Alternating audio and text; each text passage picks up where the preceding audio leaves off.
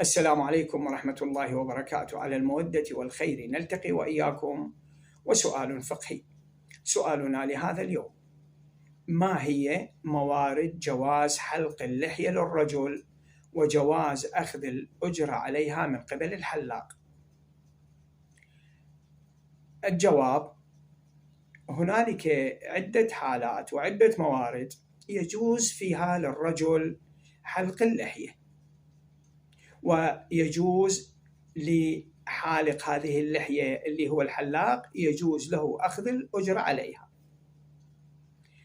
هذه الحالات هي: أولاً، إذا كان الرجل مكرها على الحلق من قبل سلطة وقوة تهدده، كما لو أمرته دائرته العسكرية وغيرها.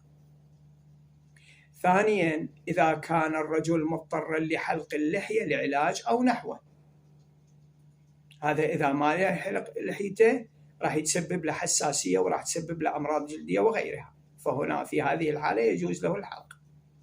ثالثاً، إذا خاف الضرر من ترك الحلاقة، إذا لم يحلق لحيته فيسبب له الخوف وضرر نفسي كبير.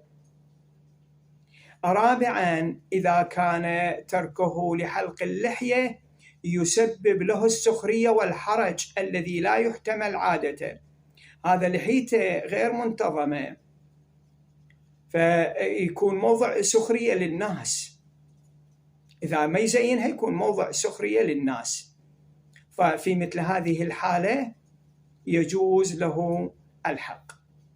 والحمد لله رب العالمين، وصل يا رب على محمد وآله الطيبين الطاهرين.